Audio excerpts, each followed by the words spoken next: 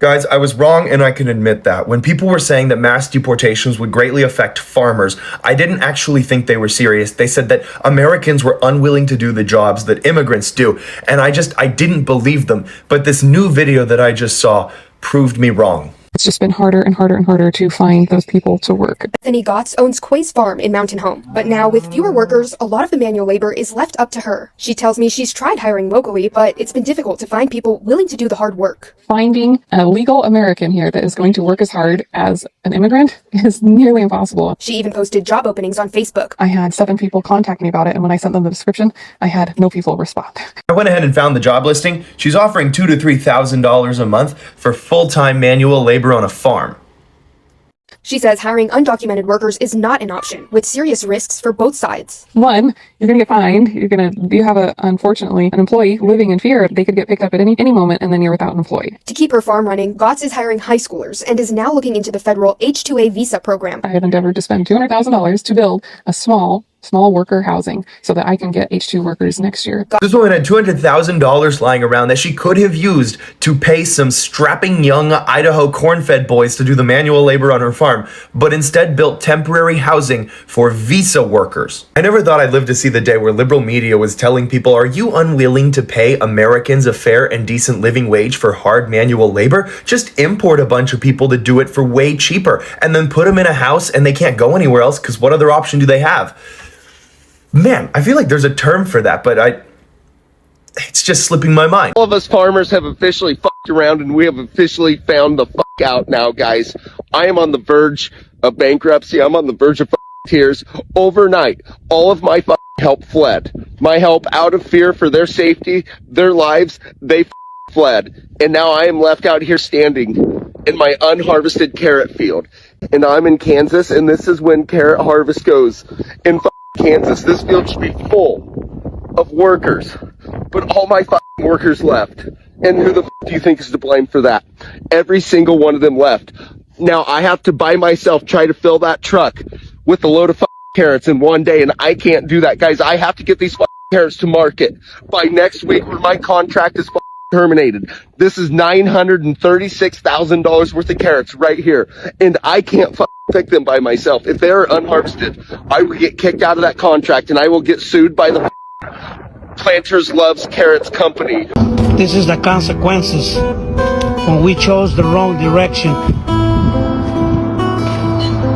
Oh my God. Yes.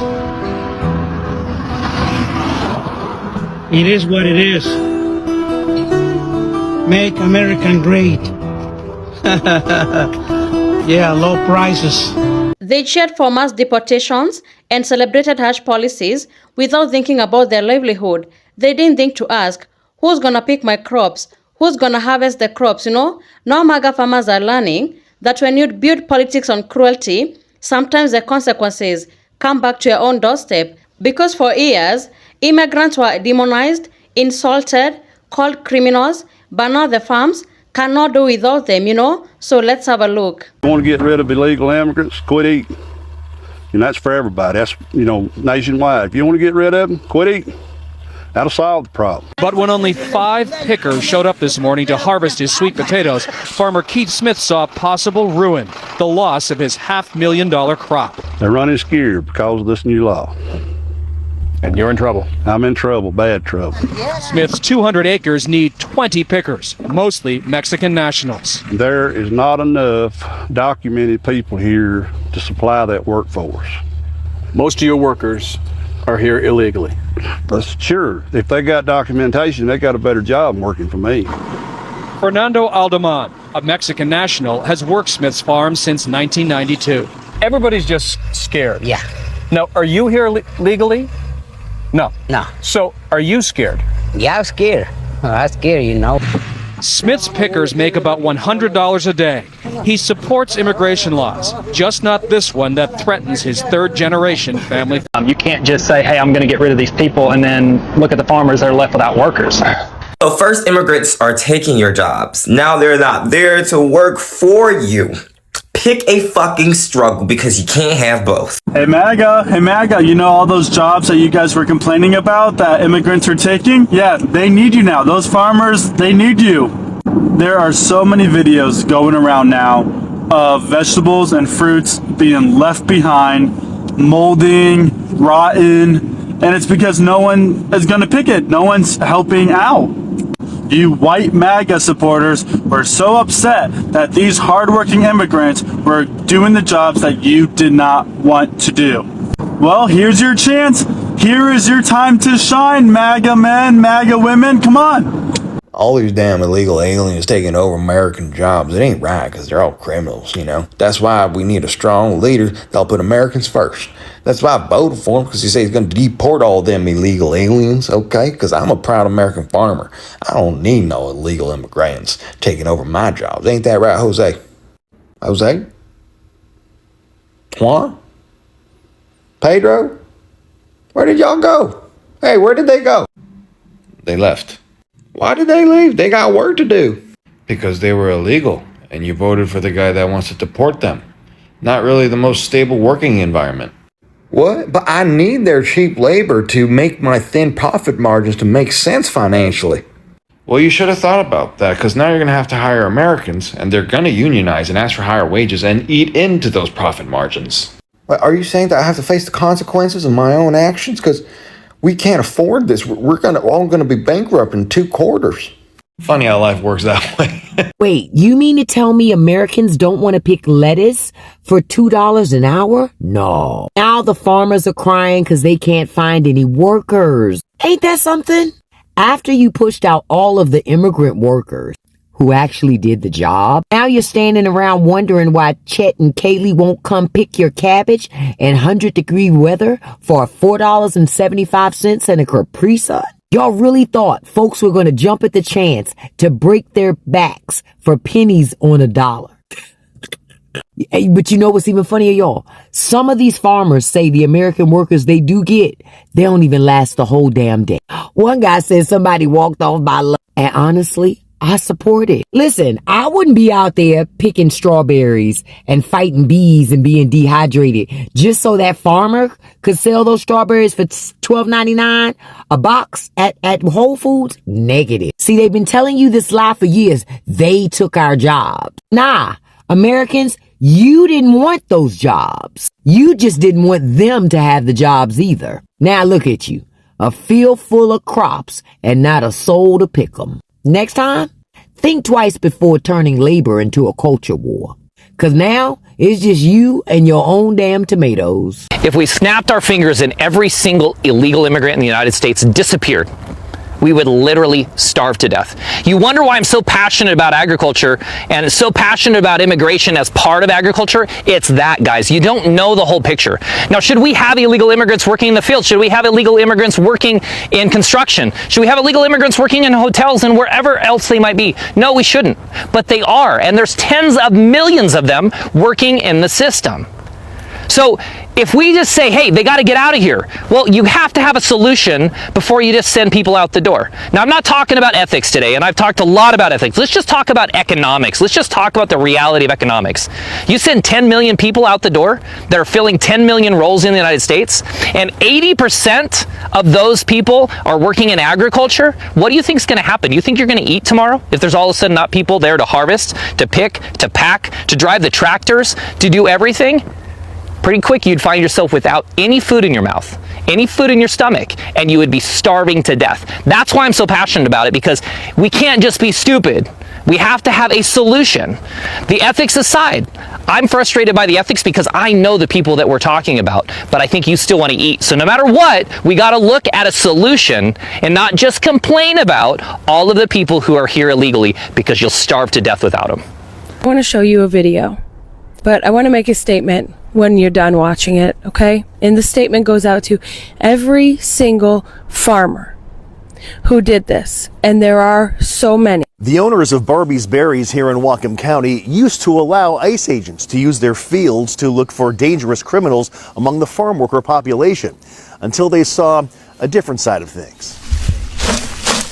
Workers prepare for the new season at Barbie's Berries in Ferndale, although owner Randy Kraft worries it isn't just his crops getting all the attention. We're kind of like an easy picking area, I feel like. Randy recently had 2 longtime workers get picked up by immigration agents and deported. Hardworking family men he's known for more than a decade. As far as I can tell, from what comes out of Trump's mouth, they're not supposed to be taking innocent people. Good, hard-working innocent people that we need. I've been knocked right in my butt, I'll admit it. Yeah, I'm really disappointed. The narrative that the administration is preaching really is not necessarily translating here on the ground. Washington State currently ranks dead last in America for farm profitability. Industry advocates warn the threat of additional deportations may make labor difficult to find and this fall's crops difficult to harvest. If that workforce is scared to even come to work because they or their family might be targeted by ICE, that puts your entire operation in jeopardy. Randy feels his government has let him down. He hopes the only things being picked up in Whatcom fields from now on are crops. I'm not sure if you heard it, the part about where he allowed ICE to come into his fields to harass his paid employees, people he was supposed to have vetted before he hired them. So the chances of them being, violent criminals were pretty slim to none. This is a man who heard all of the very same messaging that you and I heard, the same exact rhetoric come out of Donald Trump's mouth about how, they were all criminals, they were all rapists, they were all drug dealers, they were bad hombres. He heard it all. The same shit we heard. And when we said this is going to be an ethnic cleansing, we meant it. But you gambled your farm against your own racism, against your own bigotry. And at this point in the game, I don't give a fuck if I never have a goddamn vegetable or fruit from this country ever again. You all deserve to lose your farms. If you allowed ICE in your fields, you cheered this on, or you voted for it. Kiss my ass. Earlier this year, the Trump administration spent months demonizing immigrants and migrant workers, portraying them as criminals and blaming them for the economic problems and job loss in the United States. The political message was clear: immigrants were the problem. But now the agricultural industry is facing the reality of what those policies created. Farms across the country are dealing with labor shortages because the truth is something that politicians rarely admit out loud. The United States agricultural system depends heavily on migrant labor to function. So now the same administration is trying to bring migrant workers back through the H-2A agricultural visa program, which allows farms to recruit temporary foreign labor to harvest crops and maintain food production. But the wages being discussed are raising serious alarms. Reports circulating this week say that under the proposed wage structure, some H-2A workers could see pay calculated as low as about $1 an hour in certain cases and around $7 in others, depending on the state and how the deductions are applied. Part of that calculation allows farms to include housing as part of the compensation package, which reduces the amount of actual cash workers receive. Farm worker housing in the United States has been criticized for decades for overcrowding, poor sanitation, and unsafe living conditions, which makes the idea of counting that housing as part of the worker's wage extremely controversial. Because of these changes, the United Farm Workers Union has filed a lawsuit against the administration, arguing that the policy violates labor protections and will drive wages down, not only for migrant workers, but for agricultural workers across the entire industry. The situation exposes a contradiction that's difficult to ignore. The same workers who were recently portrayed as a threat are now being asked to return because the food system can't operate without them. Yet the policies being proposed still treat their labor as something that can be underpaid and easily exploited. If this issue matters to you, start paying attention to how agricultural labor policies are being written and how they actually benefit.